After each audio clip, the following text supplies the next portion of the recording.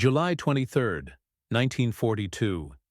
Deep inside the Wolf's Lair, Hitler's sprawling and heavily guarded headquarters in the forests of East Prussia, the air was heavy with smoke and silence.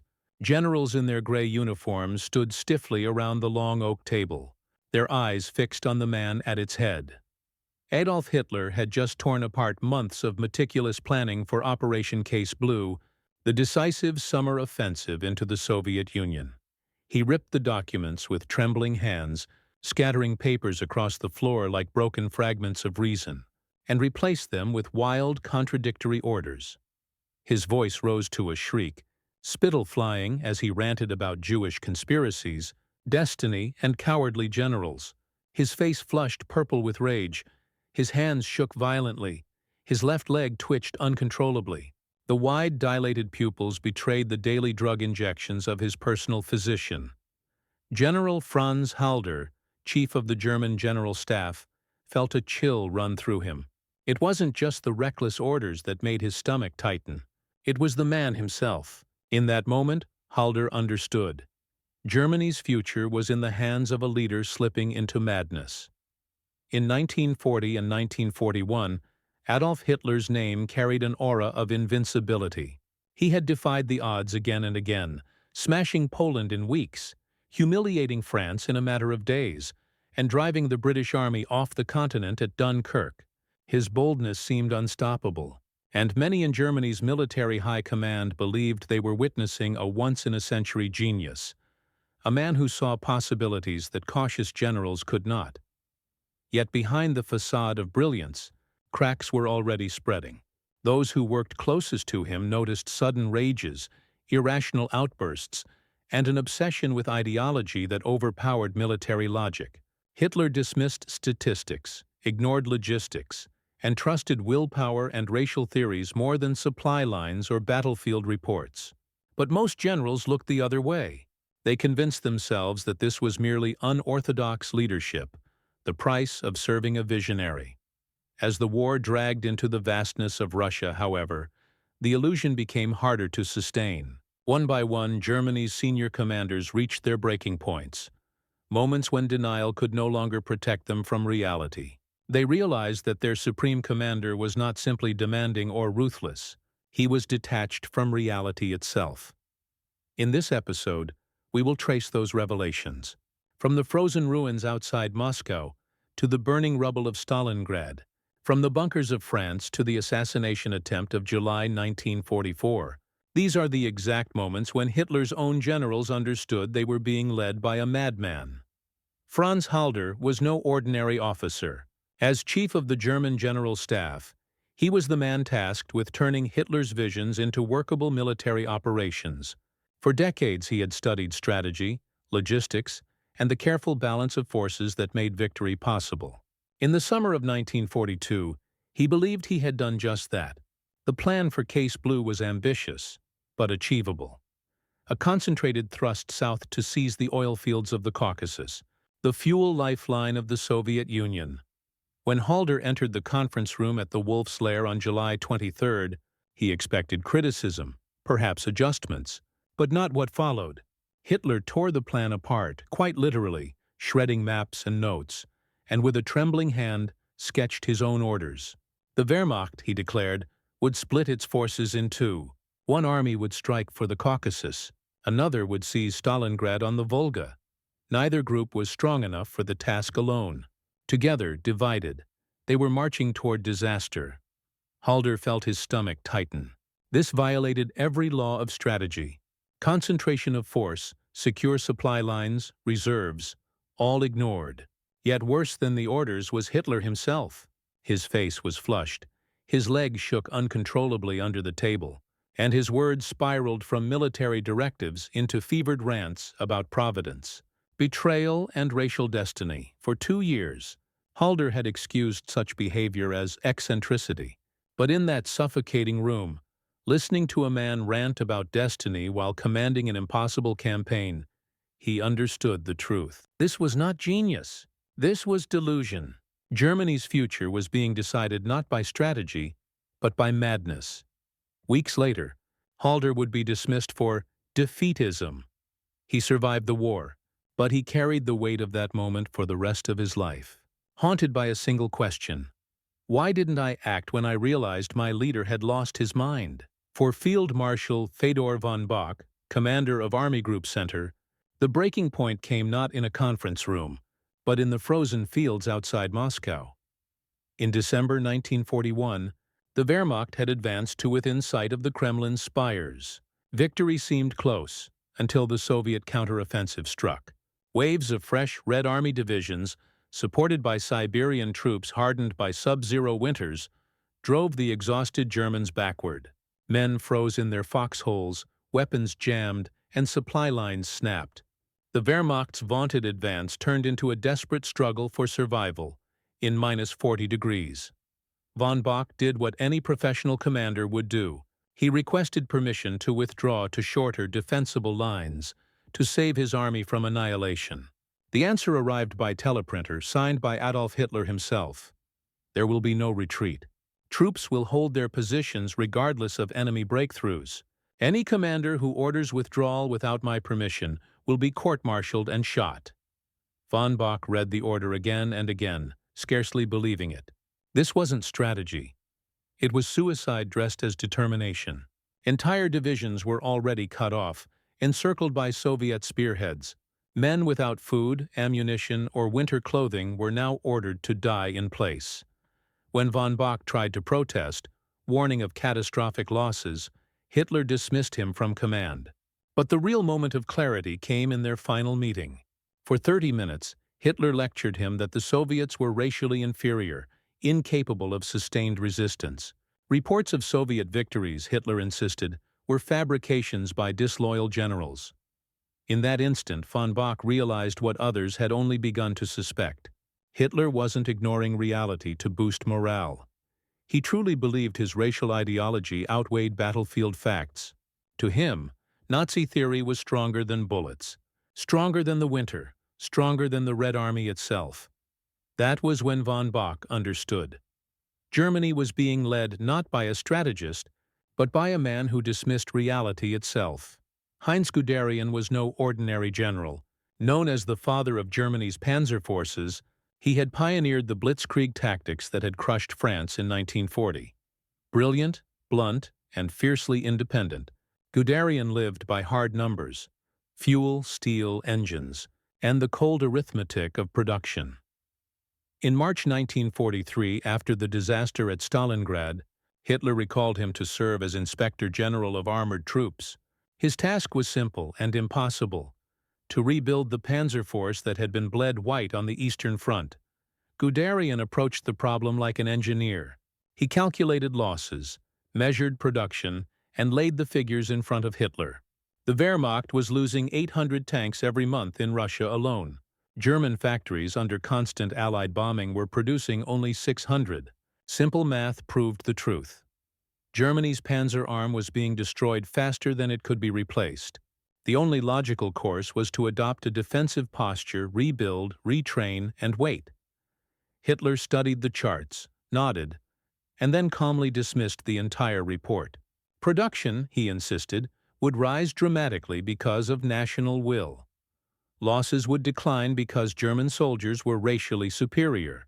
The Soviet Union would collapse within months because Bolshevism was inherently weak. Guderian stared in disbelief. These were not opinions, not even hopes. Hitler was declaring them as facts, as if ideology could rewrite arithmetic. When Guderian pointed out that tank production had actually declined for 6 straight months, Hitler turned on him, accusing him of defeatism and even threatening arrest. In that moment, Guderian's faith snapped. He realized he was no longer serving a flawed strategist, but a man who inhabited a fantasy world, where willpower replaced steel and racial theory outweighed logistics. Germany's armored fist was crumbling, yet its supreme commander refused to see it. For Guderian, the conclusion was inescapable. He was following a delusional leader into catastrophe. For Field Marshal Gerd von Runstedt, the moment of clarity came even before the war against the Soviet Union began. In early 1941, as Germany prepared for the largest invasion in history, Von Runstedt commanded Army Group South. At planning conferences, he listened as Hitler laid out his vision for Operation Barbarossa. The Red Army, Hitler proclaimed, would collapse in just 6 to 8 weeks. Moscow would fall, Stalin would flee or be overthrown, and the entire Soviet Union would crumble like a rotten structure. Runstedt, an experienced officer, raised a simple question. What if they don't collapse? What if the Soviets retreated into the vast interior, stretching German supply lines thin? What if the war dragged into winter? Hitler reacted with fury. He shouted that such scenarios were impossible. The Wehrmacht was racially superior, its willpower unmatched. The Soviet state was weak, rotten, destined to fall at the first blow. When Runstedt mentioned Napoleon's disastrous 1812 campaign, Hitler exploded in rage. Comparing him to Napoleon was defeatist and nearly treason. He screamed for minutes, threatening to relieve Runstedt of command before the invasion even began. The conference ended, but for Runstedt, the damage was done. He understood what others had not yet seen. Hitler was not simply optimistic. He was blind to reality itself. To him, victory was guaranteed not by supply, strategy, or preparation, but by racial destiny. As the campaign unfolded, Runstedt watched his fears come true. The Red Army did not collapse. It retreated, regrouped, and fought on. German troops advanced hundreds of miles. But winter came, supply lines broke, and losses mounted. The war that Hitler swore would end in weeks dragged into years, and Runstedt knew, deep down, that the disaster had been foreseen and ignored. Friedrich Paulus was not a man of bold defiance. A career officer, he was known for discipline, obedience, and meticulous attention to orders. When Hitler appointed him to command the Sixth Army during the summer of 1942, Paulus carried out his mission without hesitation. Drive deep into the Soviet Union and seize the city of Stalingrad. By January 1943, the Sixth Army was encircled. Soviet forces had slammed shut the trap, cutting off more than 250,000 German soldiers. Food ran out, ammunition was gone, and temperatures plunged below freezing.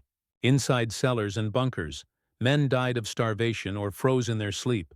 Still, Paulus obeyed Hitler's commands. No retreat, no breakout, no surrender. Then came the message. On January 24th, as his army starved and the Soviets closed in, Paulus received word that he had been promoted to Field Marshal, the highest rank in the German army. But the promotion carried a sinister meaning. No German field marshal had ever surrendered. The clear expectation was that Paulus would take his own life, joining his army in death rather than capitulating. Paulus sat in his frozen headquarters, listening to the cries of dying men outside. Hitler's message was unmistakable. Their lives were less important than maintaining a myth. The fate of 91,000 soldiers was secondary to Nazi theater. The idea that a German marshal would die before surrendering. In that moment, Paulus finally saw Hitler's true nature. This was not strategy. It was not even fanaticism, it was a death cult, sacrificing entire armies for symbolism.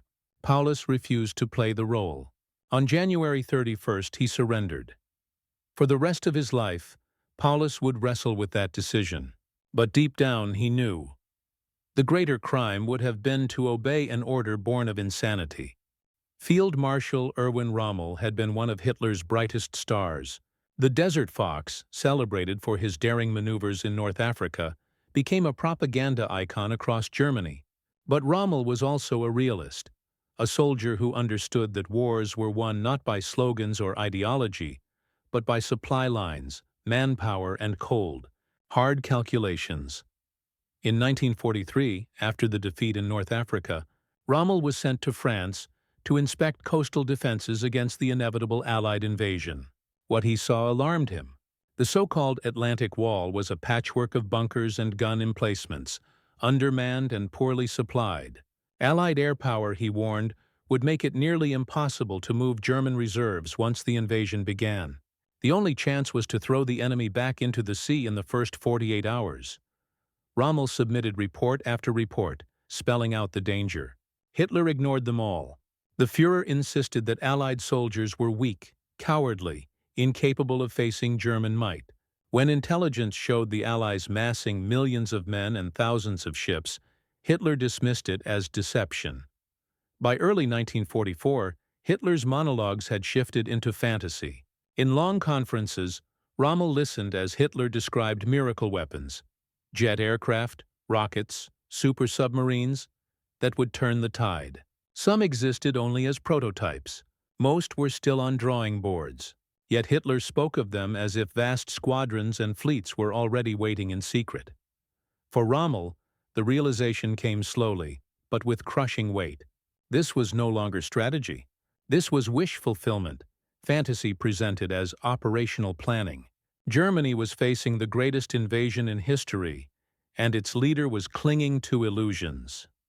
After one such meeting in March 1944, Rommel left convinced that Germany could not win. He began quietly urging political settlement with the Western Allies, hoping to at least save Germany from complete destruction. But Hitler would hear none of it. His delusions had hardened into certainty. Rommel understood then what others had already realized. The Reich was being led by a man lost in dreams, and those dreams would destroy them all.